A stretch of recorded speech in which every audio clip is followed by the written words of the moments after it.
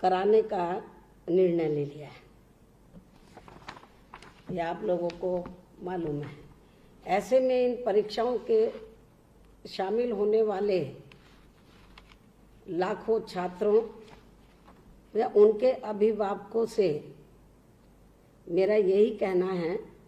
कि अब वे इन परीक्षाओं की हर प्रकार की तैयारी में पूरे जी जान से लग जाएं। और दूसरी तरफ केंद्र व राज्य सरकारों से भी मेरी खास अपील है कि वे इन परीक्षाओं की हर प्रकार से ऐसी तैयारी व व्यवस्था करें जिससे देश के भविष्य से ये छात्र पूरी तरह से सुरक्षित रहें, जो कि बहुत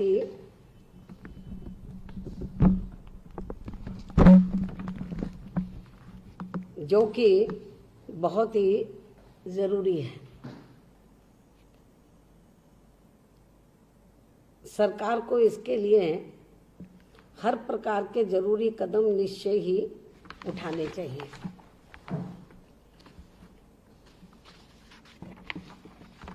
इतना ही नहीं बल्कि इन परीक्षाओं के महत्व को देखते हुए अब तो माननीय सुप्रीम कोर्ट के निर्देश अनुसार इन परीक्षाओं में बाहर से शामिल होने वालों को विशेष वंदे भारत विमान सेवा के माध्यम से लाया जाए ताकि वे यहाँ अपनी परीक्षा दे सके। इसलिए सरकारी स्तर पर हर प्रकार का एहतियात व सावधानी बरतना बहुत जरूरी है। इसी प्रकार कोरोना प्रकोप से जहां देश का आम जनजीवन व अर्थव्यवस्था आदि बुरी तरह से प्रभावित होकर चरमरा गई है, वहीं हर स्तर की शिक्षा व्यवस्था भी लगभग धराशायी सी हो गई है। इस कारण जहां ज़्यादातर सरकारी स्कूल बंद पड़े हैं, देश में ज़्यादातर सरकारी स्कूल बंद पड़े हैं, लेकिन उनमें से कुछ सरकारी स्कूल व लगभग सभी प्राइवेट स्कूल अभिभावकों से फीस लेने आदि के चक्कर में छोटे छोटे बच्चों को भी ऑनलाइन पढ़ा रहे हैं, जबकि देश के करोड़ों छात्रों के पास कंप्यूटर, लैपटॉप व स्मार्टफोन आदि की सुविधा नहीं है तथा इंटरनेट की सुविधा भी देश में काफ़ी असंतोषजनक है,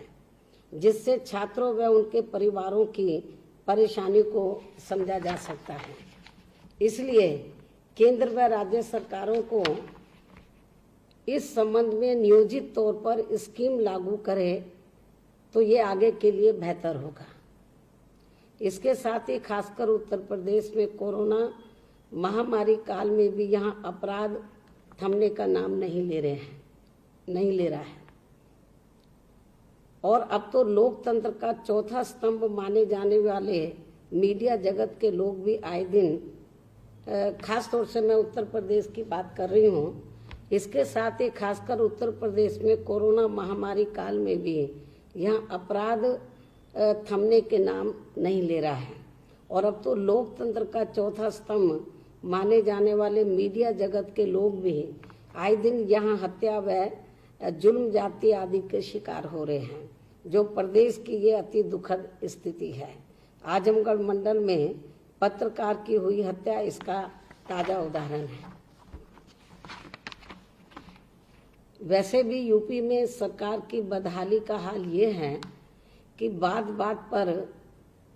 रासुका, देशद्रोह व अन्य प्रकार की अति संगीन धाराओं के इस्तेमाल करने के बावजूद भी यहाँ हर प्रकार के अपराध यूपी में कम होने का नाम नहीं ले रहे हैं। अर्थात अपराध, हर प्रकार के अपराध बड़े पैमाने पर बढ़ रहे हैं। अर्थात यूपी में कानून का अनुचित जातिगत व द्वेषपूर्ण इस्तेमाल होने के कारण लोगों में ना तो कानून का डर बचा है और ना ही कानून का राज ही यहाँ रह गया है। आम जनता त्रस्त है, वह इसमें बुरी तरह से पिस रही है। इसलिए सरकार अपनी कार्यशैली में आवश्यक सुधार करे तो ये बेहतर होगा। इसके अलावा यहाँ मैं ये भी कहना चाहूँगी कि आज़ादी के बाद केंद्र व उत्तर प्रदेश तथा देश के अधिकांश राज्यों में भी काफी लंबे समय तक कांग्रेस पार्टी ही आसीन रही है, सत्ता में रही है। कांग्रेस पार्टी सत्ता में आसीन रही है, ये बात किसी से छिपी नहीं है, ये मालूम है। लेकिन इस पार्टी के लंबे अरसे के रहे शासनकाल में भी यहाँ दलितों, आदिवासियों, पिछड़े वर्गों, मुस्लिम व अन्य धार्मिक अल्पसंख्यकों तथा अपर कास्ट समाज में से गरीब लोगों की भी आर्थिक स्थिति में कोई खास बदलाव नहीं आया है। विशेषकर दलितों व आदिवासियों का सरकारी नौकरियों में आरक्षण का कोटा तक भी पूरा नहीं किया गया था जब कांग्रेस सेंटर और ज्यादातर राज्यों में सत्ता में थी। अन्य पिछड़े वर्गों को भी इस पार्टी के शासनकाल में आरक्षण देने की व्यवस्था नहीं की गई थी। इनकी कांग्रेस की सरकार में ही पहले काका कालेलकर की रिपोर्ट आई, फिर मंडल कमीशन की रिपोर्ट आई, लेकिन कांग्रेस पार्टी की सरकार ने तो अति पिछड़े वर्ग के लोगों को आरक्षण देने के लिए मंडल कमीशन की रिपोर्ट को लागू नहीं किया। इसलिए कांग्रेस पार्टी की ऐसी जातिवादी मानसिकता से दुखी होकर ही फिर परम पूज्य बाबा साहब डॉक्टर अम्बेडकर ने केंद्र में अपने कानून मंत्री पद से इस्तीफा तक भी दे दिया था। इसी कांग्रेसी सरकार में मुस्लिम समाज के लोग भी सरकारी नौकरियों में धीरे धीरे काफी कम हो गए थे। साथ ही हिंदू मुस्लिम दंगों में भी खासकर कमजोर वर्गों के लोगों को ही अधिकांश आगे करके इनको काफी जानी माली नुकसान भी पहुंचाया गया है। इसके साथ ही इन सभी वर्गों की विकास व उत्थान के लिए बनी योजनाएं भी ज्यादातर सरकारी फाइलों में ही सिमट कर रह गई थी। किसान, मजदूर, व्यापारी व अन्य मेहनतकश लोग भी काफी ज्यादा दुखी थे। इतना ही नहीं बल्कि कांग्रेस पार्टी के शासनकाल में बड़ी संख्या में गरीब, मजदूर व बेरोजगार लोग दुखी होकर अपनी रोटी रोजी के लिए अपने राज्यों से पलायन करके देश के बड़े बड़े महानगरों में जाकर बस गए, जिनकी अब केंद्र में वर्तमान भाजपा सरकार व राज्यों में भी भाजपा सहित अन्य विभिन्न दलों की सरकारों के चलते हुए कोरोना महामारी की वजह से काफी दुर्दशा देखने को मिली है। इसके अलावा पूरे देश में विशेषकर दलितों, आदिवासियों व अन्य पिछड़े वर्गों के लोगों के ऊपर हर स्तर पर हुई जुल्म जाति भी कांग्रेसी सरकार में काफी ज्यादा चरम सीमा पर थी। इस मामले में कांग्रेस पार्टी की सरकार में इन्हें न्याय मिलना था, जो वीकर सेक्शन के लोग थे, इन्हें न्याय मिलना तो बहुत दूर की बात रही, बल्कि इनकी ज्यादातर एफआईआर तक भी थानों में दर्ज नहीं की जाती थी जब कांग्रेस पावर में थी। ऐसे हालातों में ही फिर इनके हितों में मान्यवर श्री कांशीराम जी को 14 अप्रैल सन 1984 को बीएसपी का गठन करना पड़ा है। इसके साथ साथ यहाँ मैं ये भी कहना चाहूंगी कि आगे चलकर कांग्रेस पार्टी की तरह ही कुछ राज्यों में क्षेत्रीय पार्टियों के सत्ता में आने के बाद भी खासकर कमजोर वर्गों का ना तो कोई खास विकास व उत्थान आदि हुआ और ना ही इनके ऊपर जुल्म जाति आदि होनी भी बंद हुई है, और इनका लगातार अभी भी हर स्तर पर काफी पतन हो रहा है, शोषण हो रहा है। विशेषकर उत्तर प्रदेश में समाजवादी पार्टी की सरकार में तो दलित व अन्य पिछड़े वर्गों के लोग जो इनकी पार्टी व सरकार के विरोधी होते थे, समाजवादी पार्टी की सरकार के जो विरोधी होते थे, तो वे स्थानीय निकायों में अपना पर्चा तक भी आसानी से दाखिल नहीं कर पाते थे। इसके साथ ही उस दौरान यानी कि सपा शासनकाल में उत्तर प्रदेश में हर मामले में व हर स्तर पर कानून व्यवस्था के नाम पर गुंडा राज चल रहा था, जिसके कारण फिर हमारी पार्टी को सपा सरकार से अलग होना पड़ा था। और ऐसा किए जाने पर फिर मुझे खुद भी इनके गुंडों, बदमाशों व माफियाओं आदि का शिकार होना पड़ा था। और इस मामले में 2 जून सन 1995 की घटना किसी से छिपी नहीं है, जिससे उस समय प्रदेश की जनता को मुक्ति दिलाने के लिए फिर हमें सरकार बनाने के लिए मजबूरी में बीजेपी व अन्य पार्टियों का भी साथ लेना पड़ा था। लेकिन अब केंद्र व अधिकांश राज्यों में बीजेपी के नेतृत्व में बनी सरकार में भी कांग्रेस पार्टी के ही पद चिन्हों पर काफी कुछ कांग्रेस बीजेपी की बनी सरकार भी कांग्रेस पार्टी के ही पद चिन्हों पर काफी कुछ चलती हुई हमें नजर आ रही है, जिसके कारण फिर हमारी पार्टी को खासकर यूपी की जनता के हित में 2 जून 1995 की घटना को भी दिल के ऊपर पत्थर रखकर वे इसको किनारे करते हुए फिर से 1993 की तरह यहाँ सपा के साथ मिलकर इस बार लोकसभा का आम चुनाव लड़ना पड़ा है। लेकिन इससे यूपी की जनता ने सपा के शासनकाल की नीतियों व इनके कार्यकर्ताओं की कार्यशैली पर अपनी नाराजगी जताते हुए इस गठबंधन को दिल से स्वीकार नहीं किया, जिसके कारण फिर हमें चुनाव के बाद यूपी की जनता के हित में जल्दी ही इस पार्टी से अलग होना भी पड़ा है। ये भी आप लोगों को मालूम है। और अब वर्तमान में यूपी में जो बीजेपी का शासन चल रहा है, तो उससे हर मामले में वे हर स्तर पर वैसे सभी वर्गों व धर्मों के लोग काफी ज्यादा दुखी हैं। लेकिन खासकर कानून व्यवस्था के मामले में तो हमें सपा व भाजपा के शासनकाल में कोई विशेष अंतर नजर नहीं आता है।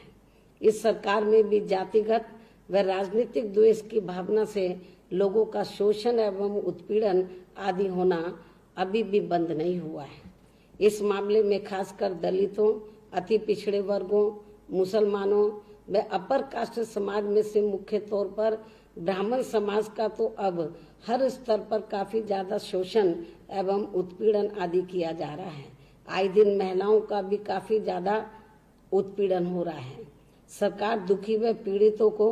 न्याय दिलाने की बजाय वर्तमान भाजपा सरकार दुखी व पीड़ितों को न्याय दिलाने की बजाय उनके मामलों को ज्यादातर दबाने का ही प्रयास करती रही है। लेकिन उनके मीडिया में उजागर होने पर कार्रवाई के नाम पर ज्यादातर खाना पूर्ति ही की जाती रही है और अभी भी की जा रही है, जिससे प्रदेश की जनता इनकी इस कार्यशैली व खराब कानून व्यवस्था से लगातार काफी दुखी व परेशान ही हमें नजर आ रही है।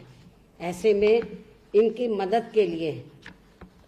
मेरा हर घटना स्थल पर ये जो लॉ एंड ऑर्डर बहुत ज्यादा यूपी में खराब है, हर प्रकार का क्राइम बढ़ रहा है और कानून व्यवस्था तो एक प्रकार से यूपी में दम तोड़ चुकी है, बहुत खराब हालत है। और आए दिन बड़े पैमाने पर लोगों के ऊपर जुर्म जाती हो रही है, चोरी है, डकैती है, लूट मार है, हत्या है, महिलाओं के साथ बलात्कार है, ये आदि घटनाएं एक आम हो गई है। उत्तर प्रदेश में 75 जिले हैं वर्तमान में। कोई दिन ऐसा नहीं जाता जिस दिन हर जिले के अंदर कोई ना कोई घटना ना होती हो। बहुत बुरा हाल है। अब ऐसे में उत्तर प्रदेश में, क्योंकि मैं 4 बार उत्तर प्रदेश की मुख्यमंत्री रही हूँ, तो उत्तर प्रदेश की जनता को अभी मेरी हुकूमत याद आ रही है, खासकर लॉ एंड ऑर्डर के मामले में। तो लेकिन जो वर्तमान में भाजपा सरकार में जो कानून व्यवस्था बुरी तरीके से दम तोड़ चुकी है, हर प्रकार का अन्याय अत्याचार चरम सीमा पर बढ़ा हुआ है, तो ऐसे में यूपी की जनता ये चाहती है कि भी बहन जी हर स्थल जहां पर भी ये घटना घटती है तो हर जगह वो आए। ऐसे वर्तमान हालातों में उनकी मदद के लिए, जनता की मदद के लिए मेरा हर घटना स्थल पर जाना तो बहुत मुश्किल है, क्योंकि मुझे अकेले उत्तर प्रदेश में ही नहीं बल्कि पूरे देश में भी पार्टी संगठन का कार्य देखने के साथ ही सभी राज्यों में भी मुझे खासकर कमजोर वर्गों के ऊपर आए दिन हो रही जुर्म जाति के मामलों में भी काफी पैनी नजर रखनी पड़ती है। ऐसी स्थिति में अब हमारी पार्टी ने खासकर उत्तर प्रदेश में भाजपा के वर्तमान में चल रहे जंगल राज से दुखी व पीड़ित जनता के हितों में आवाज उठाने व उन्हें न्याय दिलाने के लिए तथा इस मामले में सरकार पर कुछ हद तक अंकुश लगाने के लिए भी यहाँ उत्तर प्रदेश के बीएसपी के कुछ वरिष्ठ लोगों को प्रत्येक समाज के हिसाब से आज उनको न्याय दिलाने के लिए आज उनको अधिकृत किया जा रहा है। जो पूरे उत्तर प्रदेश में अलग अलग समाज के हिसाब से अधिकृत किया जा रहा है, जो वरिष्ठ लोग हैं पार्टी के, जो पूरे उत्तर प्रदेश में जिस समाज के लिए हम उनको अधिकृत करेंगे, जो पूरे उत्तर प्रदेश में संबंधित समाज के किसी भी व्यक्ति पर उसे अन्याय व अत्याचार के अति गंभीर व अति संवेदनशील मामलों में घटनास्थल पर पहुंचकर उसे न्याय दिलाने के लिए जो पूरे उत्तर, जिनको मैं अधिकृत करूंगी प्रत्येक समाज के हिसाब से, तो उनका काम क्या होगा? जो पूरे उत्तर प्रदेश में संबंधित समाज के किसी भी व्यक्ति पर उसे अन्याय व अत्याचार के अति गंभीर व अति संवेदनशील मामलों में घटनास्थल पर पहुंचकर उसे न्याय दिलाने के लिए तथा कोरोना गाइडलाइंस का भी पालन करते हुए अपनी जिम्मेवारी को पूरी ईमानदारी व निष्ठा से निभाएंगे, जिनको अधिकृत किया जाएगा। लेकिन अति गंभीर व अति संवेदनशील मामलों को छोड़कर वहां पर तो ये लोग घटनास्थल पे जाएंगे, जिनको मैं अधिकृत कर रही हूँ, जो अति गंभीर मामले होंगे, अति संवेदनशील होंगे। लेकिन अति गंभीर व अति संवेदनशील मामलों को छोड़कर बाकी छोटे मामलों में भी वे टेलीफोन के जरिए वहां के पुलिस व प्रशासन से बात करके उनको न्याय दिलाने की पूरी कोशिश करेंगे। और ये विशेष व्यवस्था हमारी पार्टी को मजबूरी में यहाँ उत्तर प्रदेश की कानून व्यवस्था व अपराध नियंत्रण की स्थिति अति खराब व दयनीय होने की वजह से वह इससे दुखी व पीड़ित लोगों को न्याय दिलाने के खास मकसद से ये करनी पड़ रही है। और लेकिन इसके लिए ये भी मैं बताना चाह रही, जिनको हम प्रत्येक समाज के हिसाब से बीएसपी के जिन वरिष्ठ लोगों को अधिकृत किया जाएगा, लेकिन इसके लिए हमारी पार्टी के अधिकृत किए गए लोग घटनास्थल पर कोई धरना प्रदर्शन आदि नहीं करेंगे। ये मेरे सख्त निर्देश हैं। कर्फ्यू के दौरान वे घटनास्थल पर कतई भी नहीं जाएंगे। कर्फ्यू हटने के बाद पीड़ित परिवार से मिलकर वे उनसे सही तथ्यों की जानकारी हासिल करके वहां के संबंधित अधिकारियों से मिलेंगे तथा इसकी मीडिया को भी सही जानकारी देंगे। न्याय नहीं मिलने पर फिर ये मामले विधानसभा सत्र के दौरान दोनों सदनों में भी उठाए जाएंगे और पार्टी बीएसपी में इसके लिए प्रत्येक समाज के हिसाब से जो जिम्मेवारी सौंपी गई है वह इस प्रकार से है। दलित वर्ग के लिए, एससी एसटी के लिए, दलित व आदिवासी वर्ग के लिए श्री गयाचरण दिनकर, जो बांदा के रहने वाले हैं, श्री गयाचरण दिनकर पूर्व बीएसपी एमएलए को, पिछड़े वर्गों के लिए श्री लालजी वर्मा वर्तमान में बीएसपी एमएलए व विधानसभा में बीएसपी के नेता को, मुस्लिम समाज के लिए लखनऊ मंडल व पश्चिमी यूपी के 4 मंडलों में श्री शमसुद्दीन राइन को, प्रदेश के बाकी 13 मंडलों में श्री मुनकाद अली को, जो वर्तमान में यूपी के बीएसपी के प्रदेश अध्यक्ष भी हैं, इनको, तथा ब्राह्मण समाज व अन्य तथा खासकर ब्राह्मण समाज व अन्य अपर कास्ट समाज के लिए श्री सतीश चंद्र मिश्रा जी को, जो वर्तमान में बीएसपी के राज्यसभा सांसद व राष्ट्रीय महासचिव भी हैं, इनको इस कार्य के लिए अधिकृत किया गया है। इसके साथ ही जब ये लोग अलग अलग से किसी भी अति गंभीर व अति संवेदनशील मामले में घटनास्थल पर जाएंगे, जिनको जिस समाज के लिए अधिकृत किया गया है, यदि उनके पर जब जुल्म जाती होती है, अति गंभीर अति संवेदनशील मामला है, तो जब ये लोग अलग अलग से किसी भी अति गंभीर, यानी कि अपने अपने समाज में किसी भी अति गंभीर व अति संवेदनशील मामले में घटनास्थल पर जाएंगे, तो वहां बीएसपी के स्थानीय सेक्टर मुख्य प्रभारियों को भी साथ में लेकर जरूर जाएंगे। ये भी मैं, जिनको अधिकृत किया, ये भी मैं उनको बताना चाहती हूँ। और जिस जिले में घटना हुई है तो वहां बीएसपी के जिला अध्यक्ष को भी साथ में लेंगे। अंत में अब मैं यही कहना चाहूंगी कि इन सब प्रयासों के बावजूद भी ये जो हमने थोड़ी व्यवस्था की है लोगों को न्याय दिलाने के लिए, जहाँ जहाँ पूरे प्रदेश में जो जुर्म जाती हो रही है, हमारी पार्टी ने, क्योंकि हर जगह तो मैं नहीं जा सकती, लेकिन जहाँ जहाँ भी ये अति संवेदनशील और अति गंभीर मामले होंगे तो मैंने बहुजन सर्व समाज में से तो प्रत्येक समाज के हिसाब से मैंने कुछ जिन लोगों को, पार्टी के वरिष्ठ लोगों को अधिकृत किया है, तो वो लोग जाएंगे, पीड़ित परिवार से मिलेंगे और उनको न्याय दिलाने का, वहाँ के जो पुलिस प्रशासन है उनसे भी बातचीत करके उनको न्याय दिलाने का पूरा प्रयास करेंगे। और इतना ही नहीं, वहाँ पर मीडिया को भी सही तथ्यों की जानकारी देंगे। मुझे लगता है इससे काफी कुछ हमारे लोगों को, पूरे प्रदेश में सब समाज के लोगों को जो आए दिन जुर्म जाती इनके ऊपर हो रही है, इनको न्याय मिलेगा। अंत में अब मैं यही कहना चाहूंगी कि इन सब, अब ये हम प्रयास कर रहे हैं, ये भी हम लोग, मैं मीडिया में भी बोलती रहती हूँ, ट्वीट भी करती रहती हूँ, तो हर तरीके से हम लोग आवाज उठा रहे हैं कि लोग जुर्म जाति से कैसे भी करके निजात पा जाए, लेकिन हो नहीं रहा। अंत में अब मैं यही कहना चाहूंगी कि इन सब प्रयासों के बावजूद भी, खासकर जुर्म जाति एवं अन्याय व अत्याचार के मामले में, यदि वर्तमान भाजपा सरकार में, यदि वर्तमान उत्तर प्रदेश की भाजपा सरकार में सर्व समाज में से किसी भी समाज के पीड़ित व्यक्ति को न्याय नहीं मिलता है, तो फिर उन्हें आगे चलकर बीएसपी की सरकार में जरूर न्याय दिया जाएगा।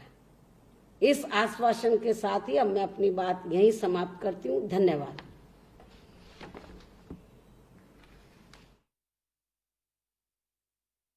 बड़े बड़ों को पीछे छोड़ा।